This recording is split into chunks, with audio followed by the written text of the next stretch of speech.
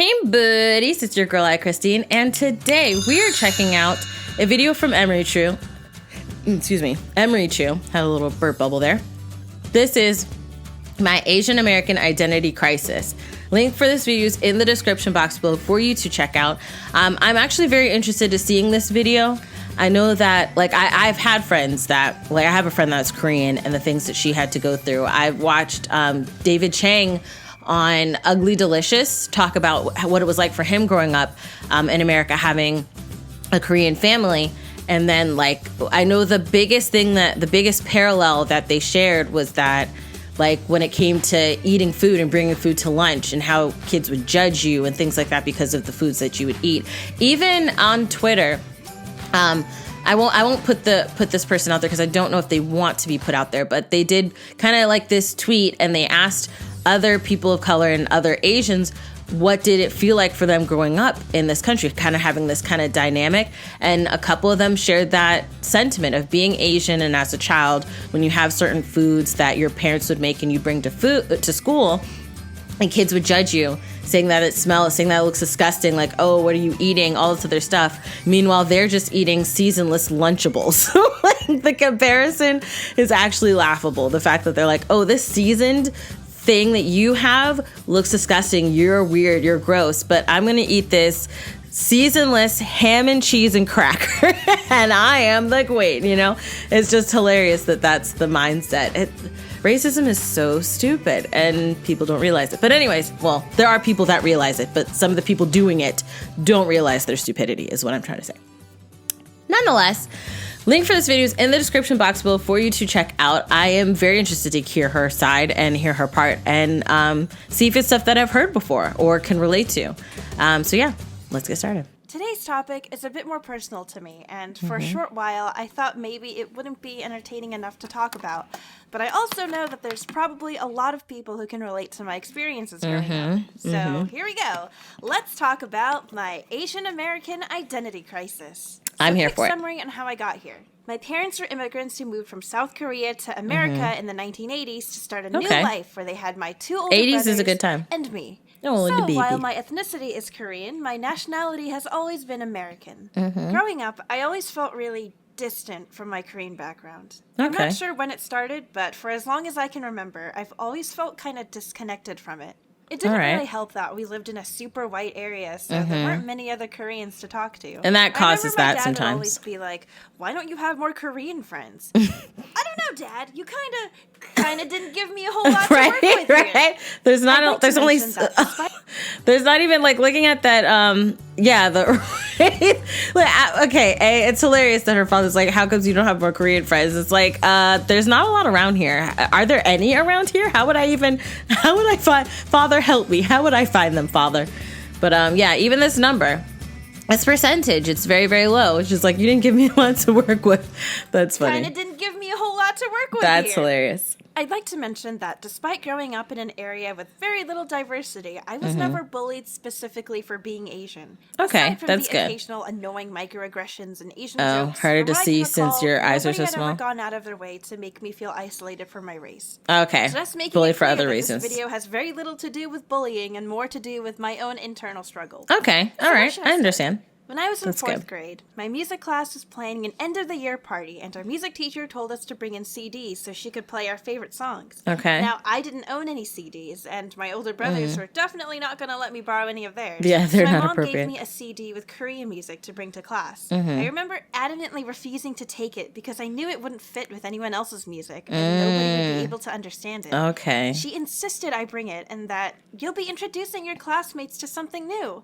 I didn't want to show up empty-handed, so I reluctantly took it with me to class the next day. Okay, I do want to pause this really quick and say that I am super excited for this video because it's one thing to do as a whole the Asian American identity crisis, right? And kind of talk about things that relate, kind of how I said the stuff that people have said to me or I've seen because they've put it out there publicly about what it was like for them having an Asian American identity crisis growing up in this country, but to share your own internalized issues with it, I am completely here for it. And I think that will be even more so relatable for me in regards to having my own American identity crisis, being Black in this country, and the internal issues and internalized identity situations that I had. So when she did that, I was like, you struck a chord, baby. You struck a chord. So let's see. Handed it off to my teacher, secretly hoping that we'd run out of time before she could play it. Now, I'm well aware that in this current age, blasting Korean music in your class party would probably make things mega hype. Oh, today, K-pop, like 2005. That sort of thing wasn't going to catch on for like another 6 years. Oh, okay. During the party, we heard hits from Usher, Shakira, the Black Eyed Peas, Mariah Carey, Linkin Park, I missed music them. that literally everyone was familiar with. And then my mom's CD. You see their face. And just as I'd feared, all my classmates reacted with, "What the heck is that? Oh. I can't understand what they're saying. This sounds weird." And confused laughter filled the room. So I spent the rest of the class bawling underneath one of the chairs. Oh. Now listen, before you go canceling my entire 4th grade class, I know for a fact my classmates weren't trying to hurt my feelings. Yeah, I don't think it was, yeah. When you introduce kids to something unfamiliar or strange, they're gonna laugh. Yeah, they are. My music teacher sternly lectured the rest of the I class. do feel like some kids can be honest, and even though it might be embarrassing, it's not malice or malicious. There can be malicious kids. Let's put that out there. We've seen that. We know that. But I do, even like conversations I've had with my baby cousin, she's not a malicious person, but like she will honestly say something that, may hurt you, but she's not trying to. It's just how she's internalizing and vocalizing what she's seeing and feeling. And obviously you have to mold and shape that, but I don't immediately think that these kids were inherently just trying to be mean and hurt her feelings. It's about the importance of embracing different cultures. But I stayed underneath that chair until the bell rang. Yeah, I get you. I wasn't crying because I thought my classmates were being mean. I was crying because I was embarrassed. Yeah, it's the embarrassment. This would be their reaction, and I told my mom this exact thing was going to happen. That small event might have been the start of it. I'm not really sure. Okay. All right, Asian viewers, how many times have you heard something like, "Whoa, your English is really good. I don't hear an accent." I still get comments like that from time to time, and here's my secret. What? Ever since I was a child, my English has always What been kind of a significantly better than my Korean. situation I spoke only English at or thing school is that to and say at to home, someone? and since I didn't really have other Korean friends, there was rarely ever a time where I'd have to use Korean. This resulted in years of me being comfortable with responding to my parents in English, even if they were using Korean. I think they assumed that if they kept speaking Korean, I'd eventually pick it up. Oh, learn it that the way. Grammar and vocab and be fluent. But that never really happened. As each year passed, my parents would become increasingly more worried about my refusal to learn. One summer, when I was around 11 or 12, I was picking blueberries with my dad at a blueberry farm. I want to do We'd call that. out to each other back and forth. He'd call out in Korean, and I'd respond in English. At one point, another nearby blueberry picker commented on this exchange. Really? I couldn't help but overhear, but I noticed you two talking in 2 different languages. What's that all about? It's what we this is prefer my to daughter. do. She understands Korean but can't speak it very well, so she uses English. Oh, that's a shame.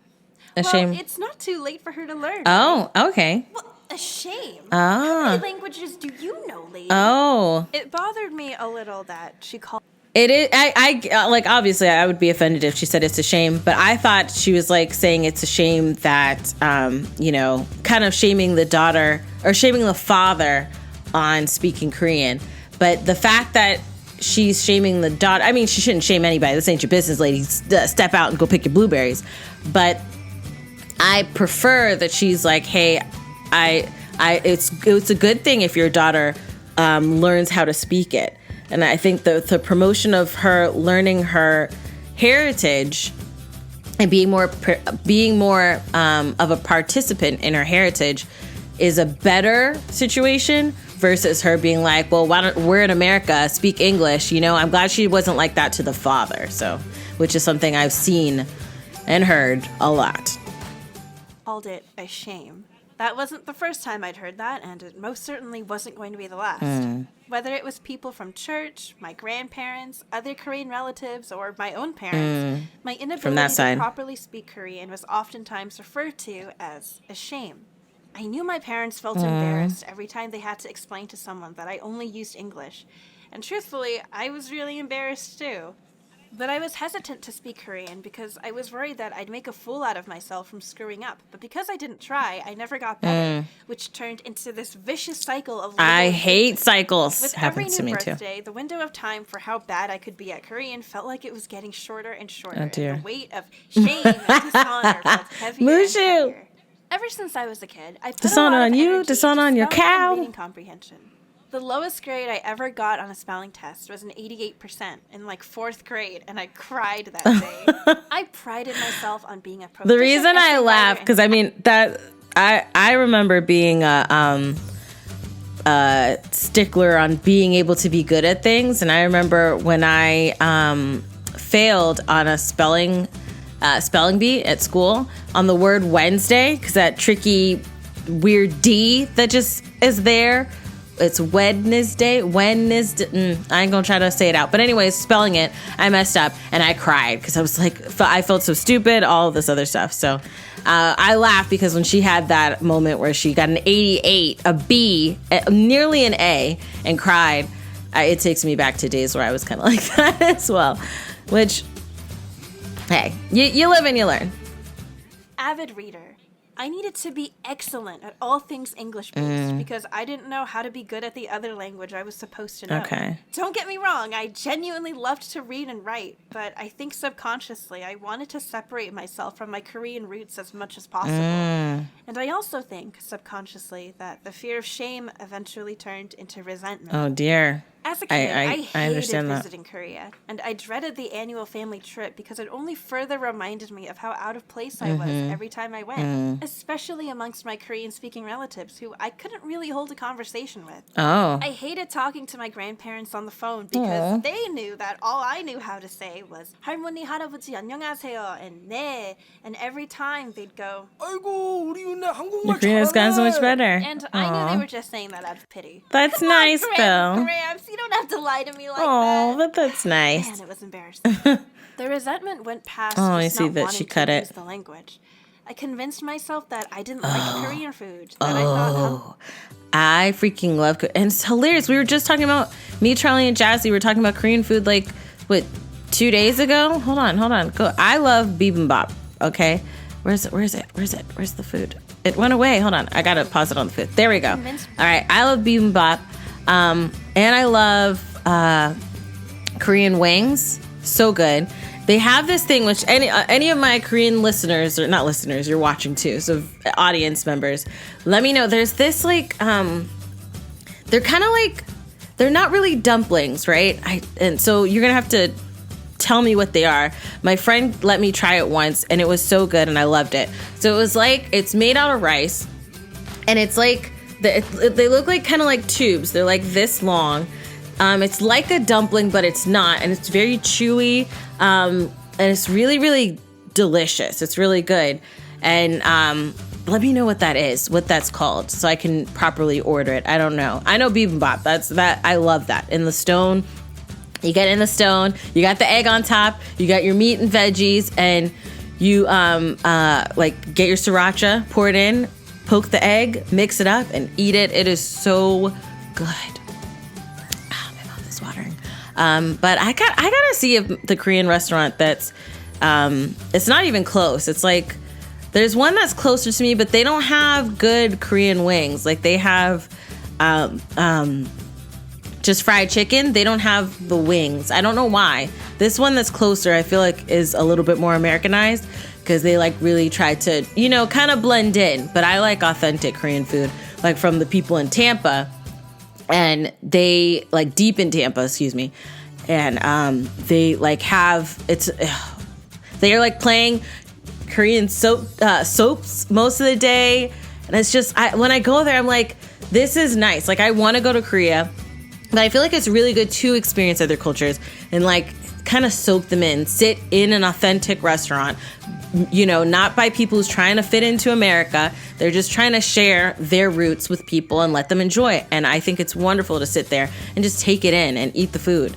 And I am hungry right now. Hold on.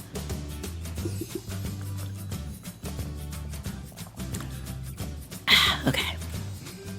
myself that I didn't like Korean It's food, so good. that I thought humbuks were ugly, and that I just didn't vibe with other Korean people.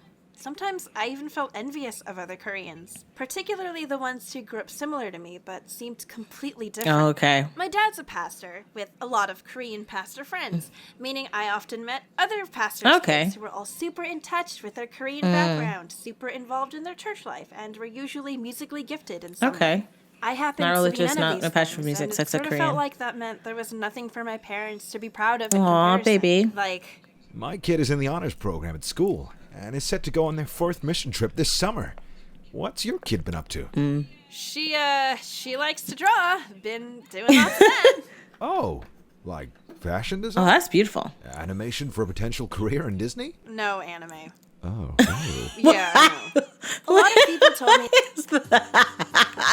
That response is hilarious. Like, no anime. Ah, ew. Like, what is that? The response. That's hilarious. that watching K-dramas is a good way Dear. to practice my Korean. But admittedly, that I was a overall octopus? disinterested in consuming any kind of Korean media, and I convinced myself that I probably wouldn't be into it anyway. I was pretty stubborn. No, about my friend. this, except for So one my friend exception. T, Poi's wife, she loves K dramas. I need to actually, because she's been watching a lot, and I gotta find out. I think she watches them on Netflix, which I need to check out to see. Because I've been like, man, I really want to watch some more K dramas. They like, okay, so I don't know if you guys have had to see Train to Busan. That's probably one of my favorite horror movies because it's a zombie thriller movie, but there's a lot of heart to it. It made me cry. Like, it's so good. It's really good. I love it. And I think they made a second one, which I have to check out. But there was one year, me and my husband were watching a lot of like Korean movies, and we were watching. There's like Korean Ghost. And it was just another take on the American Ghost movie, but it was done differently and it was done very well. I really loved it. And there's one other one, which I don't want to make it say, what's the name of Man from Nowhere, okay? Which I don't know if this one actually is Korean, but we were watching this the same year we were watching Korean movies, and this one was recommended. So let me know if Man from Nowhere is not Korean. I apologize, no dig, but that man was beautiful. When he cut off his hair in that movie, he was beautiful. And you gotta see them hands, bruh. Not like see them hands, I mean like his fighting hands. Like when he had the knife, there's a knife scene. Just watch the movie, okay? Man from Nowhere, love it. It's real good. Okay, continue. About this, except for one exception, music. My cousin Alice and I are the same age, but have always had a pretty big language barrier between us. Oh, okay. So it was usually a little awkward whenever we visited each other because we weren't able to have an actual conversation. Our parents would drop us off at a mall or something and be like, okay, have fun catching up, girls. You see, See you in she's a so few excited, the hours." mom. And we'd be speaking in a weird Frankenstein mix of broken English and broken Korean. Well, one summer, Alice showed up with an iPod. And during that week, she was 2NE1. visiting, she introduced I love me to her favorite 2NE1. music artists. Most of it being K-pop.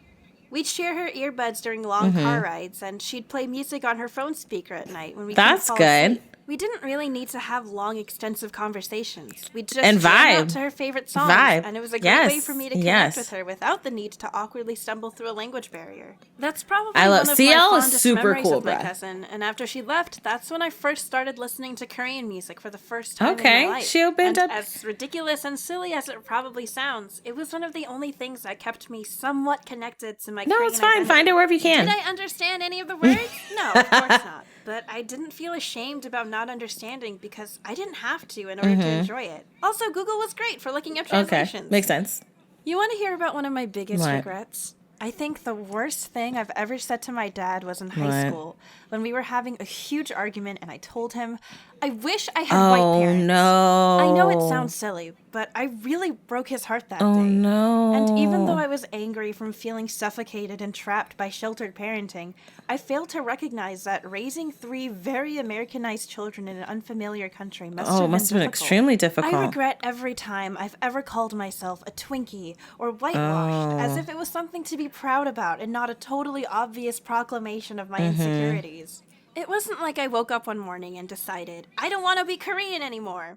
It was a natural progression, and I didn't even realize the kind of self-loathing I was internalizing until I was older. I sort of wish I had someone there to tell me that it was okay to not be confident in a language, and that just because I was like 16 with the reading and speaking level of a kindergartner, I wasn't automatically a total failure or a lost cause for it. And maybe you're thinking, But Emily, what about your 2 older brothers? Guess what? They were going through the same exact thing. You didn't think it was just me, did you? Oh, well, that's good that I think we were all you guys separately kind of dealing came with to our own that. weird identity crises. And in a way, I think I was just following in their footsteps of trying to separate themselves from their Korean roots. One thing, it's good As that she the- wasn't alone in that, is what I was trying to say in the last statement. But that when she said that, I wish I had white parents. That hit very, very hard. And when she said it might sound silly to you, not to me, I can completely see how he would have been heartbroken and this is obviously no shade at her. I want to make sure that's prefaced so people are like, you would have felt the same way about. No, my thing is, like, from his side, having, like, any parent, when your child yells that infamous, I hate you, I wish you were never my parents, that obviously hurts, right? Especially starting from now where I'm at with my baby at the beginning and then getting to the teenage years where you've grown this human being, you've helped them, you're nursing, you're feeding, you're treating, you're caring for this person, and then they just hate you. It's like being in a relationship with someone where you give them your all and then they're like, F you, I don't like you. That's heartbreaking, no matter what your race is. But to have it be on top of that I wish you were a completely different culture than who you are, that I'm sure that's definitely heartbreaking. I do think that they have mended since then, because it was a long time ago. But I do hope so. I hope that is the case, that they have mended since then, because I know that could definitely be that could be hurtful. But a lot of parents, as a parent, I can say that you can move on and move through issues with your child. Depending if they murdered, somebody, then it's a little tougher. But a parent's love can forgive a lot of things. Adult now, I'm trying harder to embrace the Korean side of myself a bit more. I don't feel the same resentment as I did when I was younger, but the shame will still come back every now and then.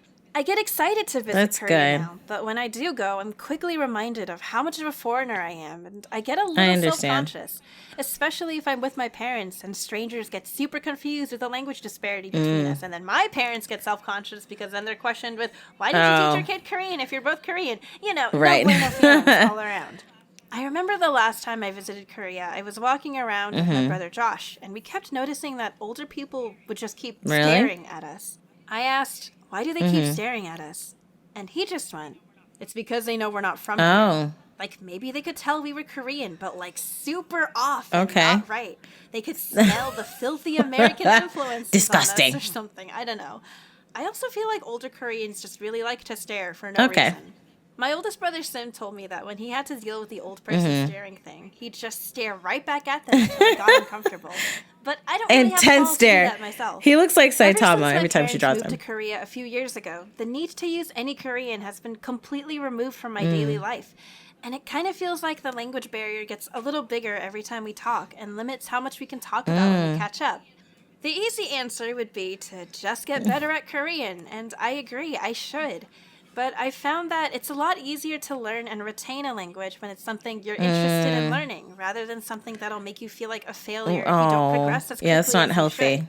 I should be learning it because being bilingual is super Great useful and cool, not because I feel like I owe it to my ancestors, who Hundreds I of fear years, and you are killed all it, looking dear. down on me in disapproval. And truthfully, I still don't know how to shake that feeling. It's tough. And that's partly why it took a bit of a while to finally put my thoughts on paper. Because I haven't figured out the but big actually secret enjoy it answer and to feel my not identity lame the whole crisis. time. And I knew if I waited around for some kind of grand old epiphany to happen, I would have made zero progress.